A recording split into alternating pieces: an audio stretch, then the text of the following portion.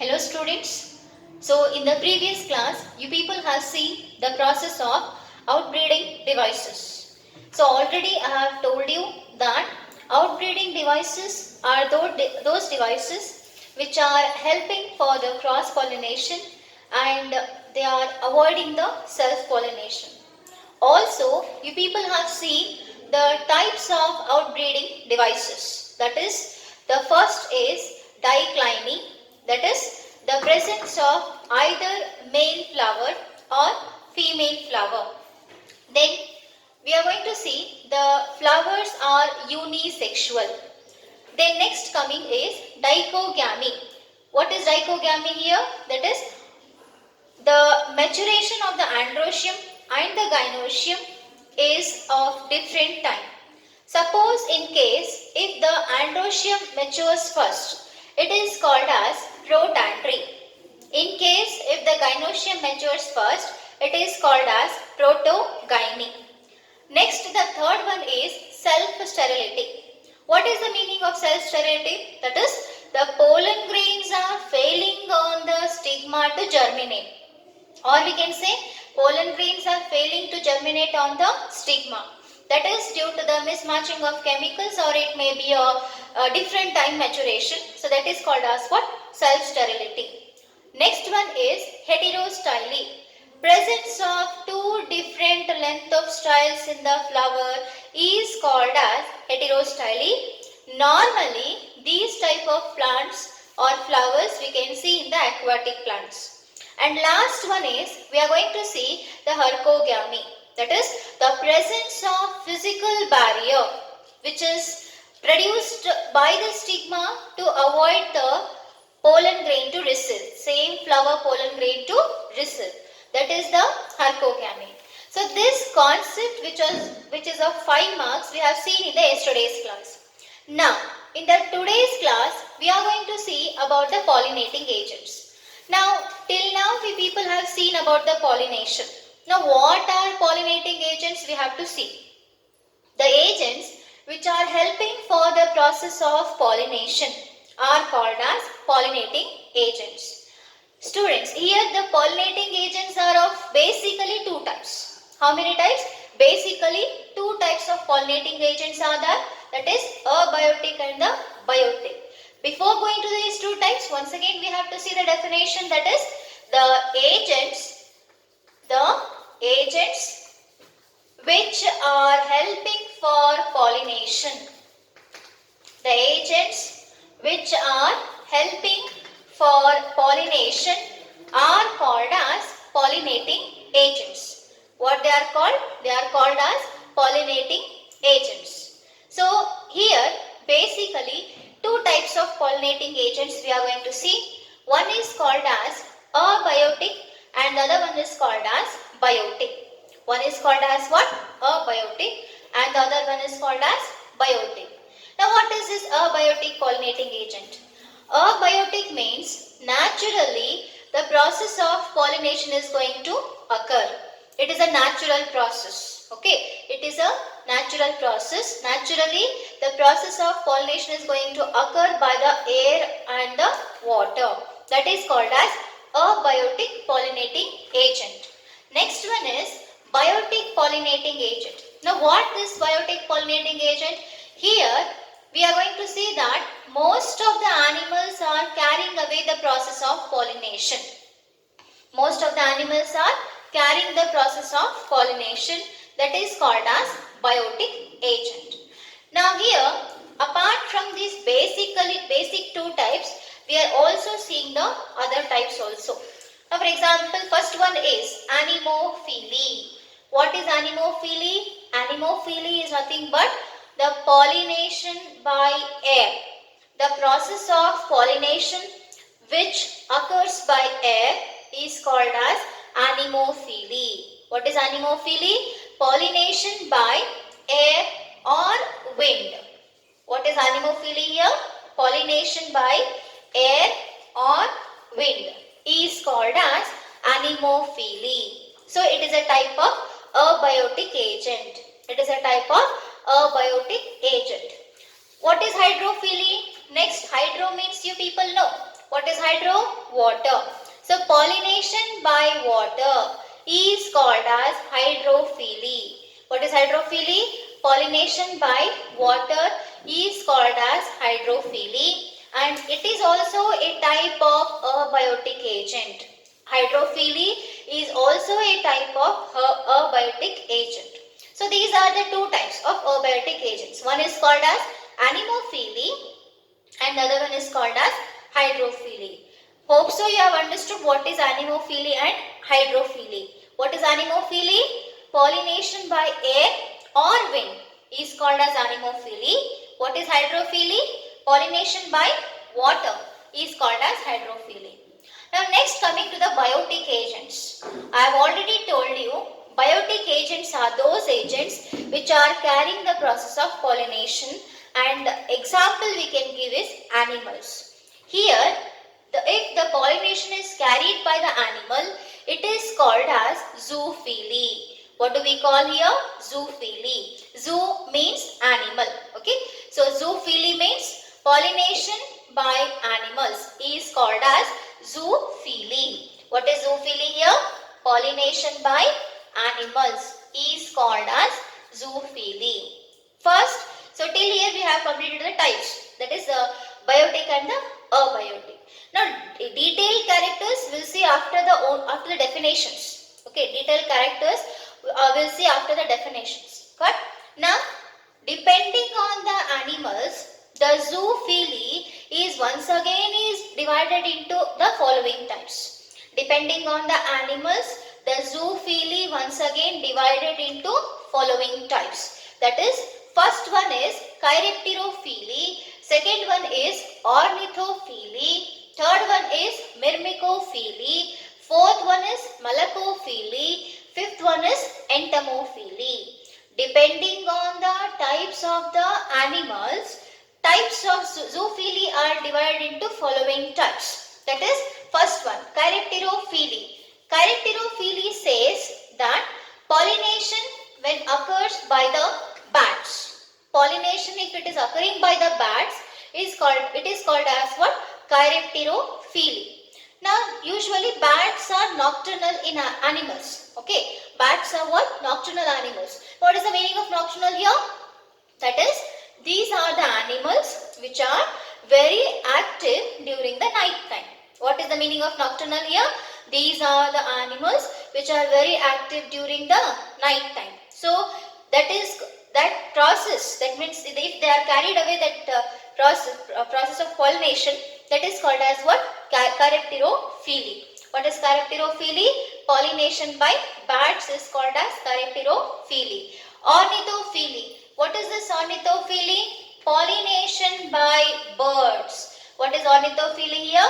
Pollination by birds is called as ornithophily. What is ornithophily?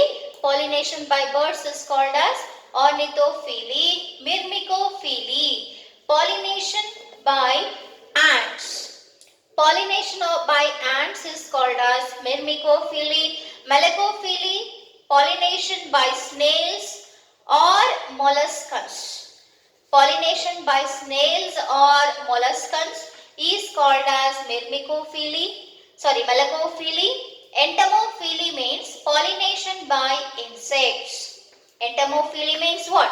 Pollination by insects. That is called as entomophily. So here, depending on the animals, following types of phyllis or pollinating agents we are going to see. Once again I will repeat. See here, anemophily means pollination by air, hydrophily means pollination by water, zoophily means pollination by animals.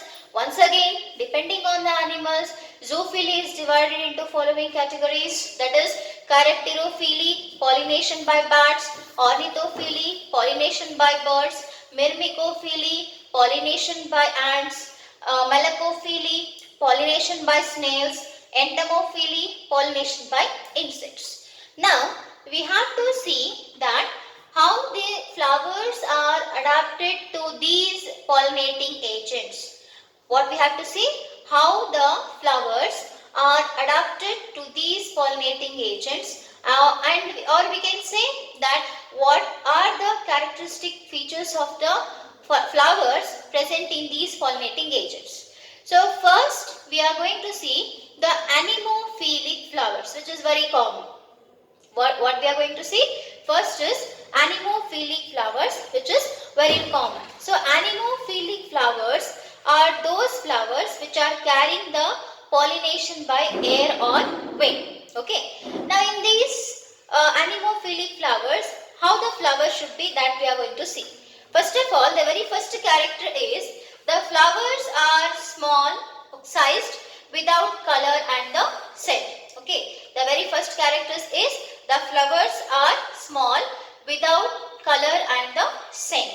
And here that means anemophilic flowers are very small.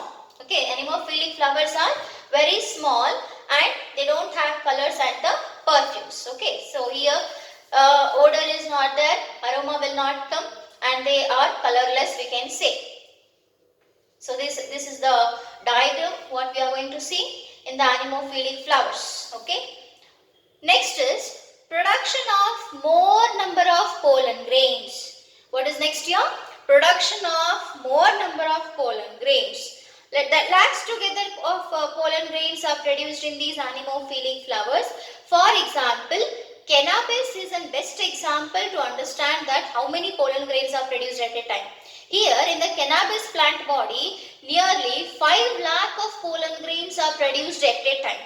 Okay, in our cannabis plant, nearly we are going to see the production of 5 lakh pollen grains at a time. So, more number of pollen grains are produced in these flowers. Got? Next character is the pollen grains are dry, non-sticky and they are rough. Pollen grains are dry, non-sticky and rough.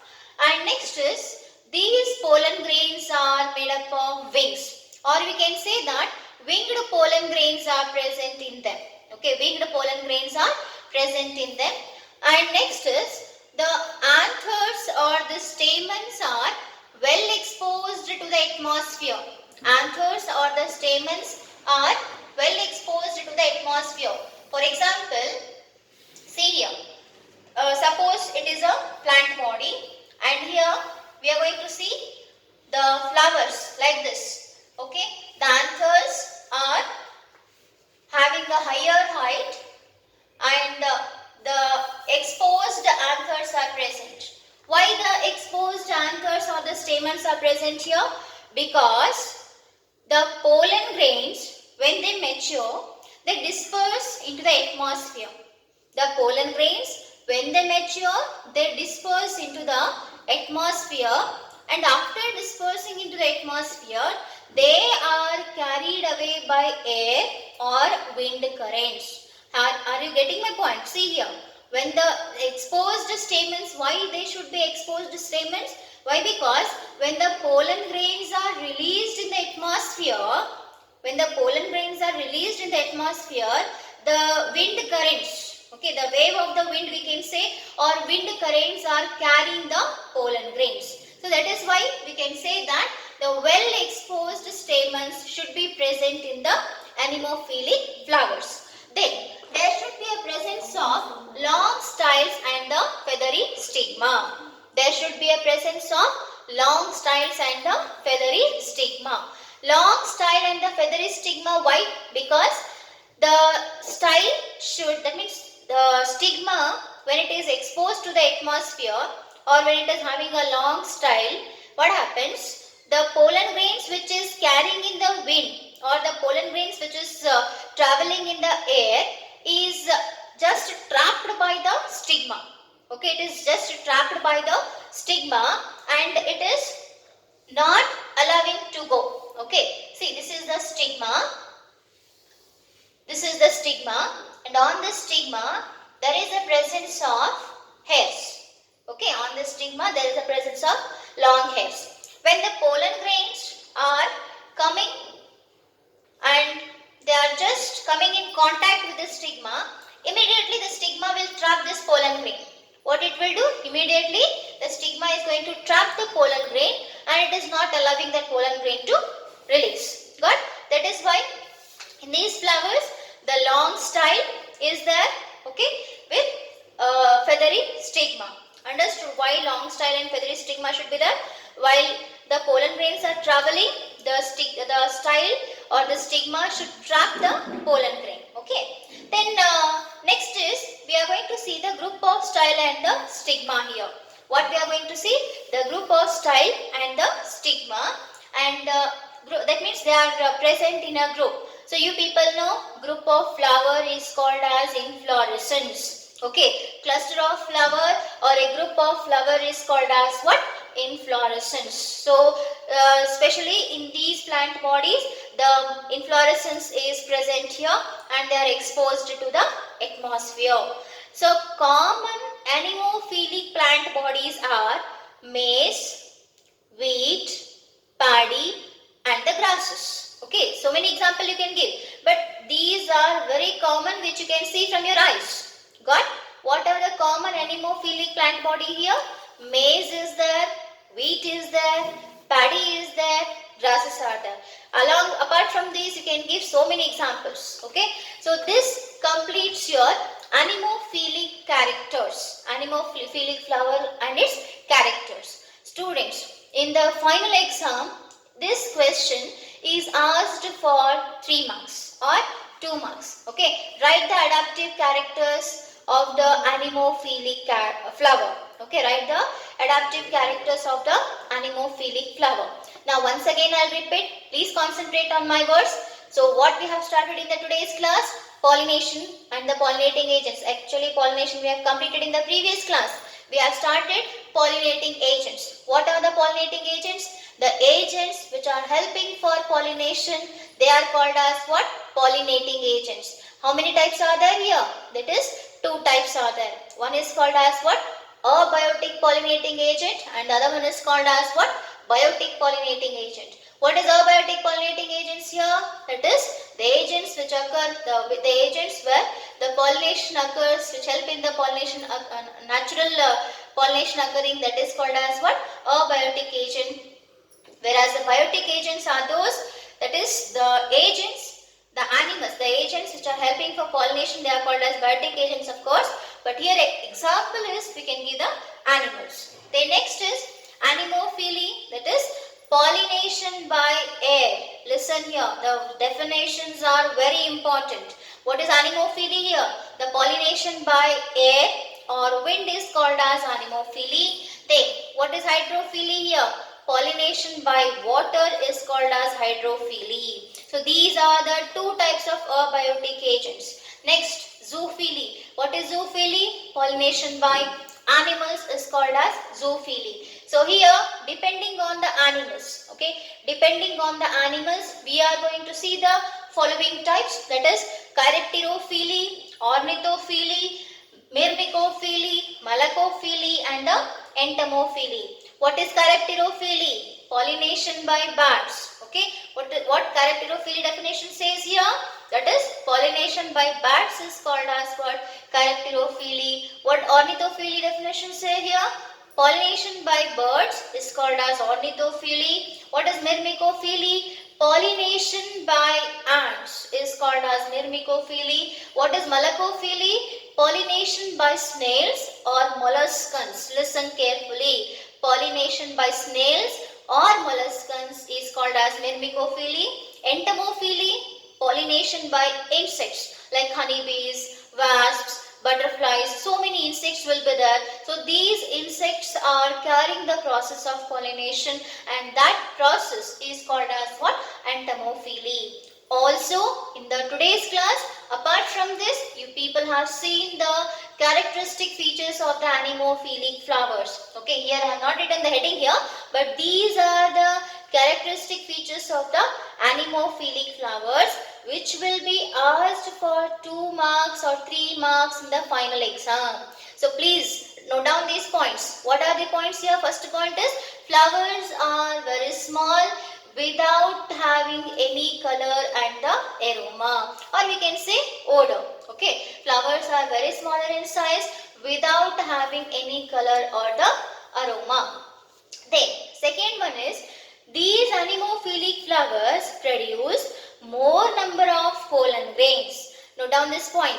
These anemophilic flowers produce more number of pollen grains. For example, best example is cannabis is the best example. How many number of pollen grains it is producing? It is unimaginable. At a time we can see 5 lakh number of pollen grains here. Production of 5 lakh number of pollen grains at a time we are going to see in the cannabis plant body. Okay. Next, the third point says that the pollen grains are light. Pollen grains should be very light here because they have to carry away by the wind. Okay, they should be dry. If they are wet, they are not carried away by the wind. Why? Because the density is more over there. Okay, then they are non-sticky. They should be dry, and they should not have any jelly-like substance on the surface of the pollen grain, and rough. Okay, they should be very rough. And also we are going to see that the pollen grains present in the anemophilic flowers are having wings. Winged pollen grains are present in the anemophilic flowers. Okay, winged pollen grains are present in the anemophilic flowers. Then well exposed stamens. Stamens are exposed to the atmosphere. Why stamens are exposed to the atmosphere? Because when the stamens are exposed to the atmosphere, pollen grains are going to mature. When the maturing of the pollen grain occurs, the pollen grains are released into the atmosphere and then they are carried away by the wind or the air. Then long styles and the feathery stigma should be present. Long style and feathery stigma, why they should present?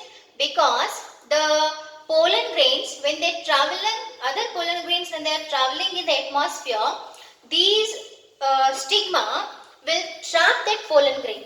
What they will do? They will trap the pollen grain and they allow for the germination. That is why it is said as the long style and feathery stigma should be present. Okay, and here especially in the anemophilic flowers, the group of flower is present. That means the inflorescence we are going to see. In the anemophilic flowers, what we are going to see? The presence of the inflorescence. Okay, and commonly, most common examples of the anemophilic flower is the wheat, maize, paddy and the grasses. You can see so many examples, but these are the live examples what you can observe commonly. That is wheat, maize, paddy and the grasses. So this completes your anemophilic characters and the flower. Okay. So now what important question here asked is, that is, I have told you already what is the important question here asked, that is, write the adaptive characteristic features of the anemophilic flowers. Got? Let us start with the hydrophily. Now, in short, I will tell you the brief knowledge of the hydrophilic agent.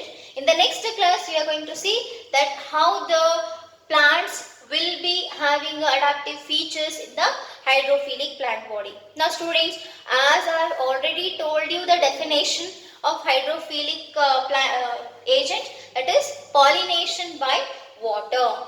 If the pollination occurs by the water, it is called as hydrophily. Normally, in the so many types of waters are there. Fresh water is there, sea water is there. Okay, so in all the types of waters, the process of pollination is going to occur. And also, students, not all the plant bodies present in the water show hydrophilic process.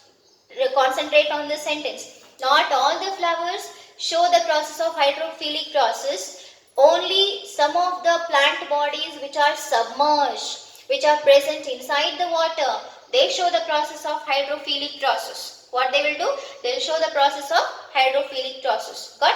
Now, so here two types of waters are there, fresh water and sea water. So fresh water best example is Vallisneria, and sea water best example is Ceratophyllum we are going to see. So detailed mechanism of this hydrophilic nature we will see that tomorrow's class. Why? Because today anemophilic characters we have completed. If we start that also, then you will write this characters, you will get confused with these characteristic features. Okay. So next class we will continue this.